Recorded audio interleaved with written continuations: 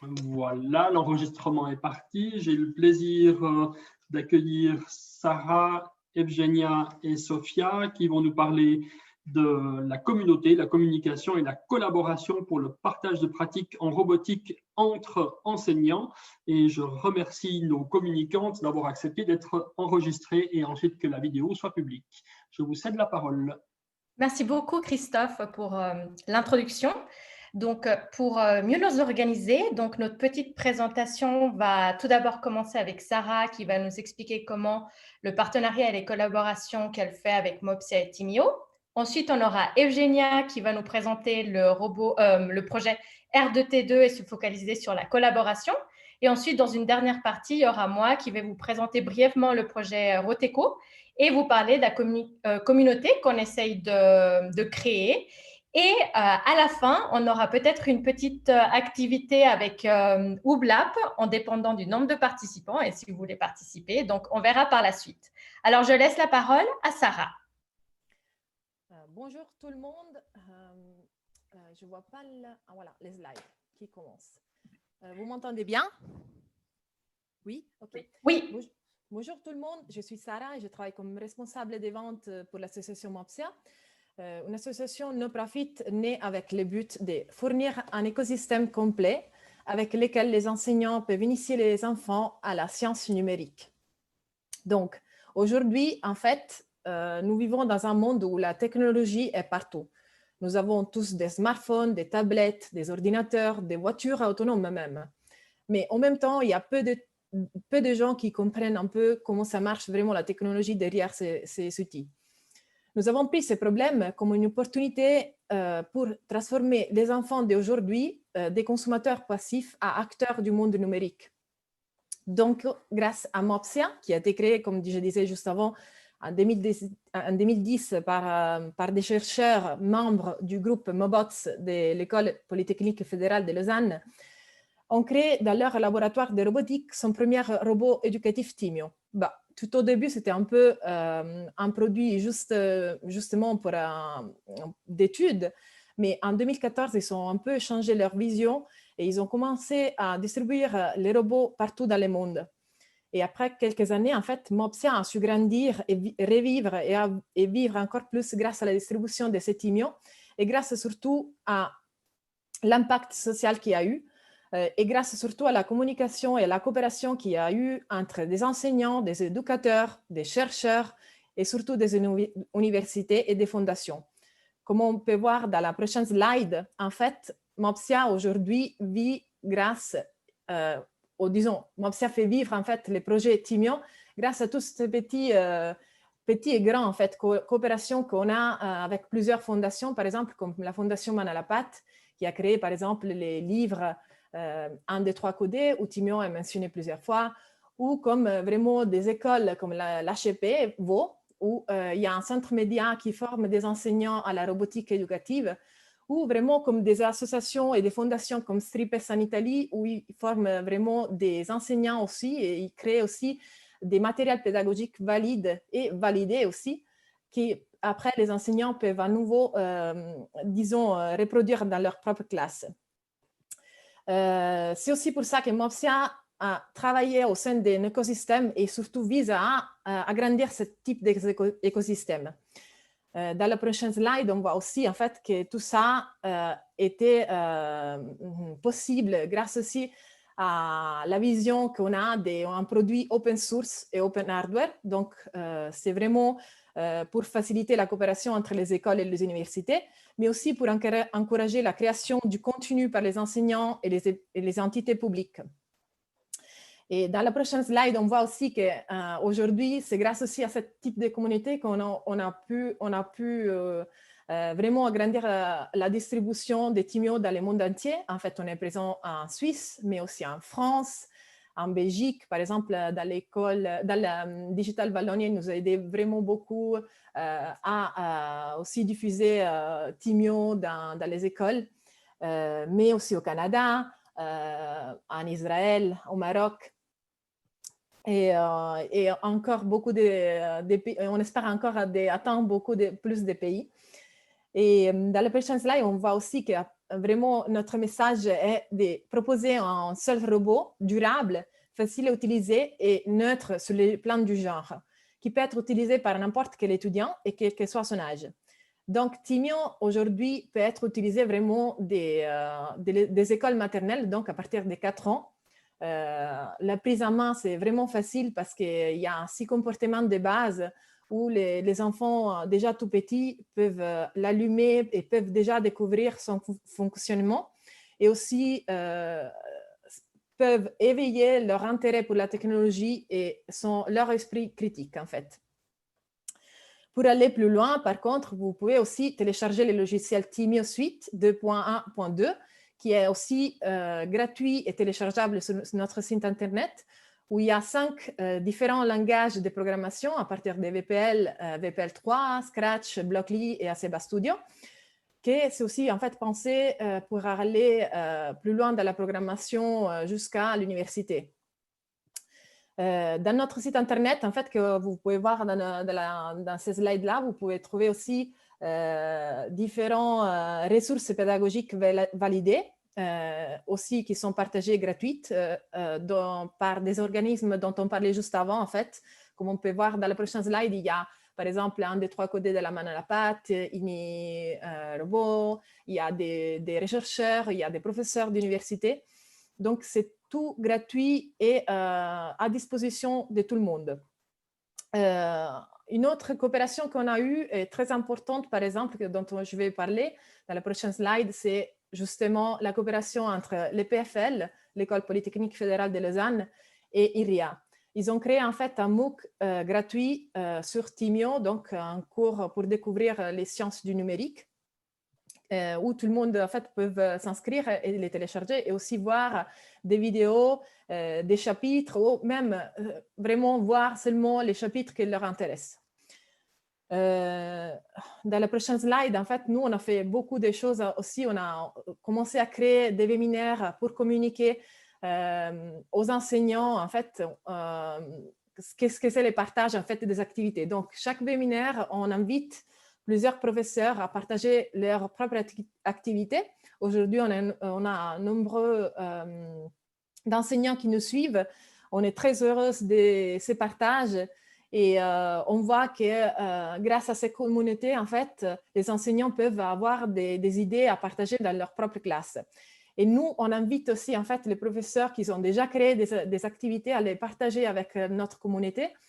C'est voilà pour ça que je voudrais vous inviter aussi au prochain webinaire Timio, que ça sera le mercredi 25 novembre à partir de 16h jusqu'à 17h, où il y aura deux formateurs, un Suisse et un Français, qui vont présenter 2 activités liées à la Timio et la créativité. Donc, n'hésitez pas à vous inscrire et si jamais vous ne pouvez pas voir en live, il y aura aussi un enregistrement que nous allons partager dans notre site internet, dans nos réseaux sociaux et surtout aussi dans Twitter, YouTube, Facebook, etc., etc. Donc voilà, dans la prochaine slide, vous pouvez voir en fait qu'il y a tous les liens dans les cas où vous allez rater quelques types d'enregistrement. Maintenant, je laisse la parole à Evgenia. Oui, merci Sarah pour ton introduction.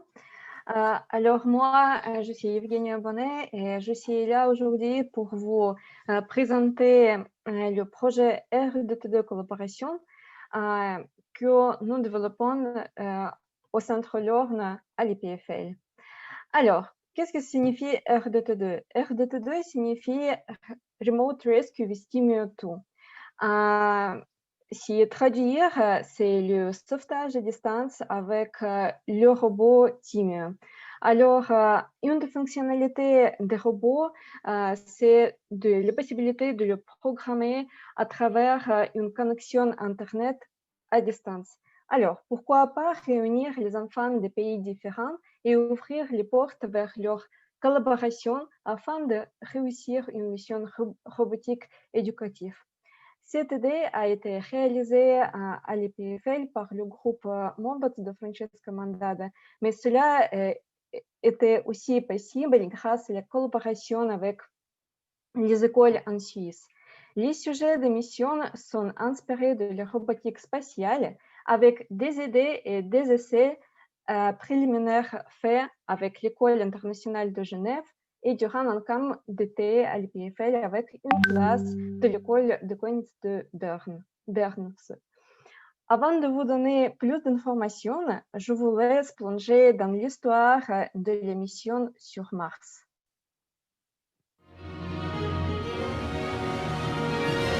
Bonjour et bienvenue dans notre salle de contrôle. Comme vous le savez, il y a plusieurs années, nous avons commencé la colonisation de Mars. Nous avons déposé là-bas plusieurs dizaines de stations d'extraction d'énergie pour alimenter notre colonie sur place. Vous avez été sélectionné et convoqué aujourd'hui car nous avons un gros problème. Une pluie de météorites a endommagé l'une des stations d'extraction d'énergie et les robots Timion n'ont pas été programmés à la base pour résoudre ce problème. Il nous fallait donc une équipe d'experts mondiaux pour résoudre ce problème et reprogrammer les Timion. Vous êtes donc 16 groupes d'experts, les meilleurs du monde. Et vous aurez une tâche collaborative avec plusieurs objectifs. И мы ждем всех вместе. Нам не важно первыми проявить. Somebody needs to be communicating with the other teams, obviously. Voilà, maintenant c'est à vous de jouer, alors bonne chance, on compte sur vous. Alors, les vidéos que vous venez de voir et vous voyez maintenant a été filmée lors de notre premier événement organisé au niveau international en 2015. Toutes les équipes, comme vous pouvez le voir, se trouvent dans leurs établissements scolaires et le setup, la station martienne, se trouve à l'EPFL. Donc, il ne faut pas se déplacer à l'EPFL pour pouvoir programmer le robot. Il suffit de rester dans les classes, dans vos pays, pour pouvoir collaborer ensemble, car toutes les activités des équipes se passent en ligne. Les sujets de mission ont toujours l'idée de la collaboration, mais pas de la compétition. Le but, c'est de venir tous au point final, vers le point final, mais pas venir en premier. Chacune des équipes a le même niveau de responsabilité. C'est pourquoi il est très important d'être bien organisé dans l'équipe et aussi il faut savoir s'organiser avec les autres. C'est pourquoi la collaboration se passe à deux niveaux, et dans la classe et au niveau avec les autres équipes. Cela nécessite aussi de savoir communiquer avec les autres et parfois, il faut même pouvoir communiquer dans une langue étrangère. La programmation des robots à distance est aussi différente par rapport à celle qu'on expérimente toujours avec un robot local dans la classe. Pourquoi? Parce qu'avec le robot local dans la classe, nous avons un résultat immédiat de notre programmation. Par contre, les participants de RDT2 voient le résultat de leur programmation sur un flux vidéo, mais ce flux vidéo a un décalage de temps. Et par exemple, si une équipe de Genève communique le programme au robot qui se trouve sur Mars, alors le robot sur Mars exécute ce programme tout de suite. Par contre, les enfants verront le résultat sur les vidéos seulement dans 30 secondes. Donc, si le programme n'a pas été correctement composé, l'équipe l'arrêtera leur robot trop tard et cela peut apporter des fautes assez graves et ce sera très difficile de corriger la situation. C'est pourquoi il faut bien réfléchir sur la stratégie que les équipes peuvent faire et organiser pour éviter ce genre de fautes. C'est pourquoi c'est mieux de faire des petits programmes et de bien analyser l'environnement du robot qui se trouve à distance sur Mars, pouvoir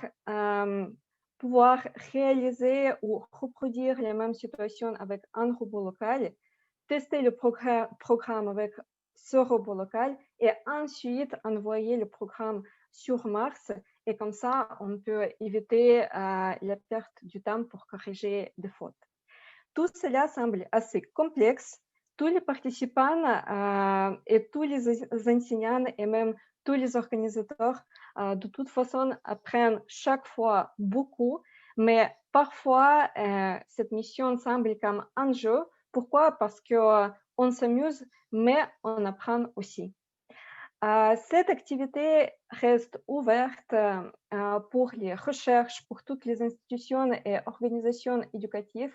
pour les écoles, pour les enseignants, pour les élèves et pour tous les feedbacks. Cela nous permet d'adapter et améliorer ce projet au sujet d'actualité en éducation aujourd'hui. Je vous invite sur notre site internet rdtdcollaboration.com où vous pourrez trouver les informations et descriptions de 3 missions existantes à ce moment-là. Mais moi, je donne la parole à Sophie et où elle va parler du projet Roteco avec qui on collabore aussi et qui propose les formations à haute école pédagogique dans quelques cantons de notre pays où à la fin de ces formations, ils font les missions RDT2. Merci Evgenia. Donc vous l'aurez compris, avec la présentation de Sarah et Evgenia, on s'est focalisé sur des mots tels que collaboration, communication, communauté. Et maintenant, je vais vous parler de ce projet qui s'appelle le projet Roteco, Robotic Teacher Community, où on essaie justement de créer une communauté d'enseignants autour de la robotique éducative. Donc dans cette slide, vous voyez déjà plein de petits logos. Vous voyez bien qu'on essaie de trouver plein de partenaires pour pouvoir porter ce projet. Alors, vous verrez dans la slide suivante où on a un triangle, d'accord, Evgenia? Oui, merci. Entre institutions, donc on veut rejoindre plein d'institutions, que ce soit de la formation initiale ou continue pour les enseignants, que ce soit des chercheurs, parce que les chercheurs, on a besoin de eux pour faire le lien entre, on va dire, la pratique et puis la théorie. Et évidemment, les enseignants où on veut non seulement avoir des enseignants, on va dire, experts, mais aussi avoir des enseignants novices qui ont peut-être peur de se lancer dans des activités en robotique éducative, vu qu'ils ont peut-être certaines craintes. Et on aimerait faire un effet domino, c'est-à-dire que l'un pousse à l'autre pour pouvoir réaliser de telles activités. Alors, dans la slide suivante, merci. Donc, on se demande, mais comment on va pouvoir pousser à créer cette communauté? Comment est-ce que le projet s'est agrandi? Donc, oui, nous avons la plateforme Roteco. Donc, je vous laisserai après aller l'explorer. C'est très facile, www.roteco.ch. Mais en plus de la plateforme où on met des news, des events, des informations de formation, on s'est dit, pour créer une communauté, il faut aussi des événements. Alors, effectivement, au début, on avait des événements physiques, mais avec le Covid, on a fait de plus en plus d'événements virtuels et on essaie de participer pour qu'il y ait une vraie relation qui se crée entre les enseignants. Ensuite, nous avons aussi des ressources, c'est-à-dire des ressources qui viennent des enseignants eux-mêmes, c'est-à-dire qu'ils partagent dans la plateforme, mais aussi des ressources qui viennent des institutions, on va dire, spécialisées dans la formation d'enseignants. Et nous avons toute la catégorie communication. Comme vous l'avez vu avec le projet de Mopsia et puis de R2T2, nous avons une présence dans les réseaux sociaux, que ce soit Twitter, Facebook, YouTube, etc. Les enseignants, ils y sont présents et on utilise justement ces moyens de communication pour communiquer avec eux. Et puis évidemment, comme Evgenia vous l'a dit, on a aussi les formations où on essaie de promouvoir les formations de nos partenaires et aussi de nous-mêmes créer certaines petites formations. Alors, dans la slide suivante, je vous ai mis juste un screenshot des activités que les enseignants y partagent entre eux, d'accord? Donc, ça n'inclut pas que des activités avec Timio, mais avec d'autres robots. Donc, le but est vraiment que les enseignants ils puissent partager des robots, par exemple, avec Ozobot ou avec d'autres outils, Scratch, etc. Slide suivante.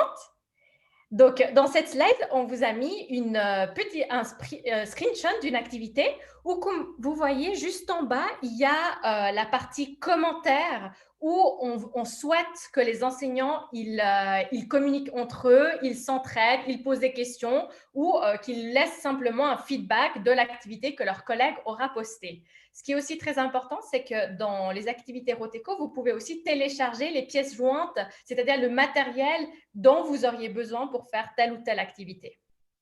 Tu peux passer à la slide suivante.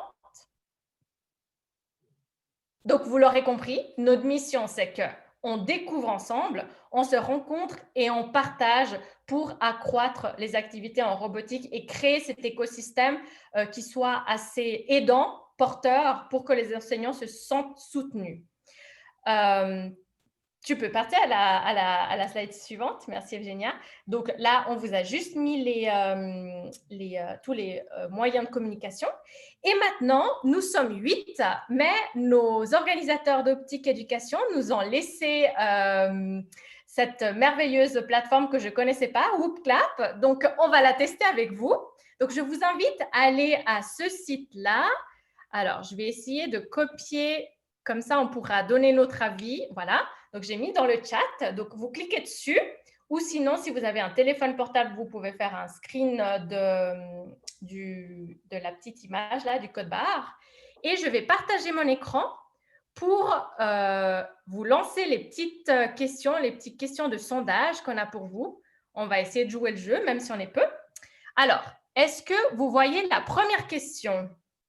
J'ai juste besoin d'une confirmation. Oui? OK, super. Alors, il n'y a pas de réponse juste ou mauvaise, d'accord? On a juste besoin de votre avis parce qu'on va faire un nuage de mots. Et la première question est, qu'apporte selon toi la collaboration auprès de tes élèves enfants? Alors là, on commence à voir certains mots qui apparaissent. Donc, j'espère que vous pouvez voir mon écran. Donc, nous avons la curiosité, des idées. Très bien. Ce qui est intéressant, c'est que ces mêmes deux mots, en fait, ça me fait penser qu'on aurait pu aussi poser la question « Qu'apporte selon toi la collaboration auprès non seulement des élèves, mais aussi des enseignants ?» Ça va pour les deux. Nous avons des réflexions, l'évolution. Alors, je suis curieuse de savoir l'évolution.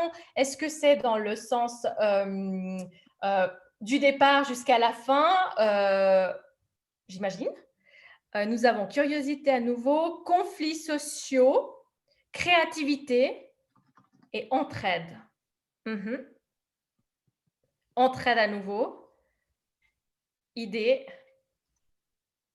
Super. Je vous laisse juste quelques petites secondes juste pour finir de créer notre réflexion. Aller plus loin. Oui, effectivement, il y a un effet aussi, si j'ose dire, motivationnel pour les enfants, c'est-à-dire j'ai envie d'aider mon petit camarade avec lequel je travaille. Nous avons quoi d'autre? Projet. Donc, travailler sur des projets de la collaboration, oui. Et puis là, vous avez l'exemple R2T2. Aller plus loin. Réflexion. Super. Alors, nous avons 15 petites réponses. On va passer à la question suivante. À nouveau, il n'y a pas de réponse juste et fausse. Là, on va faire un espèce de, pas brainstorming, mais de liste. On va tester l'outil. Alors, selon toi, quelles sont les difficultés que les enseignants rencontrent pour se lancer dans la robotique éducative? À votre avis, qu'est-ce qui pourrait freiner, selon vous, les enseignants à se lancer dans une activité de robotique? Alors là, on a la peur. Par rapport aux personnes qui ont mis la peur, c'est la peur de quoi? Est-ce que c'est la peur de l'inconnu? Est-ce que c'est la peur de ne pas avoir les connaissances? Est-ce que vous pouvez un petit peu plus développer? Nous avons les méconnaissances, incompétences, oui. C'est vrai qu'il y a des enseignants qui éprouvent, comment est-ce que je pourrais dire, cette crainte, surtout pour le secondaire, de se trouver face à des questions d'élèves qui ne pourraient pas répondre. Et c'est pour ça qu'il y a, je pense, cette peur. Peur que les enfants sachent plus que nous, effectivement. On pourrait se poser la question, est-ce qu'il y a un clivage entre générations aussi? Syndrome de l'imposteur, peur de leur incompétence, manque de matériel. Alors, pour le manque de matériel, par exemple, je vous donne… là, on s'est rendu compte, en tout cas en Suisse, qu'on voulait… sur Roteco, mettre dans la phase 3 de la plateforme, mettre une page où les enseignants ils pourraient, par exemple, avoir toutes les informations d'où est-ce qu'ils peuvent emprunter du matériel. Je ne sais pas comment ça se passe en Belgique, au Canada ou en France, mais ça serait aussi intéressant de s'intéresser à quels sont les moyens pour les enseignants d'avoir le matériel. Manque de formation et puis le changement difficile de se lancer. Merci beaucoup pour toutes ces réponses parce qu'on recueille justement vos données. Donc, c'est très riche pour nous pour essayer de comprendre et puis continuer à grandir. On va passer à la question 3 où on vous pose la question « Pourquoi, selon toi, une communauté d'enseignants est-elle importante ?» Alors, est-ce qu'elle est… vous êtes rapide, moi j'ai déjà des réponses. Alors, pour échanger des pratiques, échanger des idées, une question motivationnelle, entraide, ne pas se sentir seul. Oui, alors effectivement, on retrouve beaucoup, et je suis sûre que même vous, au sein de votre activité elle-même, des fois, lorsqu'on a des petites questions, on se sent plus à l'aise de poser à nos collègues. Oui, trouver des stratégies, les ressources, créer ensemble et avoir des idées. Super. Merci beaucoup. Et on va passer à la toute dernière question. Alors, ici, on a besoin de votre aide pour faire un brainstorming sur quelques idées que, selon vous, pourraient nous aider à continuer à développer cette communauté d'enseignants. Donc, ici, on a fait 4 catégories. La première catégorie serait des idées concernant la communication. D'accord? La deuxième colonne, elle correspond à la rencontre. Quelles idées vous avez de type de rencontre qu'on pourrait faire? La troisième colonne, c'est le partenariat. Quel type de partenaire vous pensez qui pourrait nous aider justement à développer ces communautés? Est-ce qu'il faudrait aller plus loin? Et si vous avez d'autres idées qu'on n'a pas pensées dans ces 3 colonnes, n'hésitez pas. Et puis, si vous ne savez pas forcément votre idée dans quelle colonne elle y va, ce n'est pas grave. On va de toute façon les voir apparaître dans l'écran. Alors, pour la communication, j'ai faire plus de pubs. Alors, pour la personne qui a écrit plus de pubs, super, mais dis-nous, est-ce que tu penses que c'est plus de pubs, par exemple, en donnant des flyers, en mettant des informations dans la salle des profs? Tu penses que c'est via les réseaux sociaux? Je suis curieuse de comment est-ce que je pourrais toucher le plus d'enseignants. Ah, mise en avant d'enseignants innovants. Donc là, j'ai pour la com, mise innovant d'enseignants innovants. C'est intéressant parce que là, dans la newsletter de Roteco, depuis 2 numéros, je crois on essaie de mettre l'activité du mois, justement pour mettre en avant l'activité, enfin l'enseignant et l'activité qu'on trouve où l'enseignant a fait un grand développement pour justement le mettre, les motiver en quelque sorte. Pour la colonne 2, j'ai webinaire par des enseignants de tous les pays. C'est super. Alors, vous ne le savez pas encore, je vous donne un petit tips, mais pour le webinaire de décembre, on va faire appel aux enseignants pour voir s'ils veulent nous proposer des activités de Noël. Donc, ça, on tient en compte. Les rencontres avec des personnes déjà formées sera cool pour se former.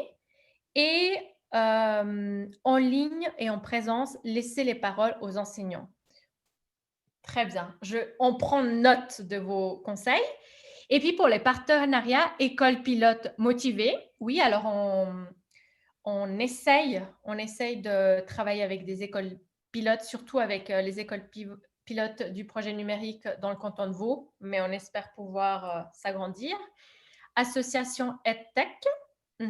Et puis, pour les autres idées, je lis juste contacter des didacticiens de l'informatique et avoir des locaux. D'accord, des locaux spécialisés, où il y a peut-être le matériel et puis les ressources pour pouvoir faire des activités en robotique. Alors, je vais arrêter la présentation là parce que c'est 56. Mais je ne sais pas si vous souhaitez prendre le micro et puis poser d'autres questions ou faire des remarques, n'hésitez pas. Là, Evgenia, Sarah et moi, on est là pour ces 4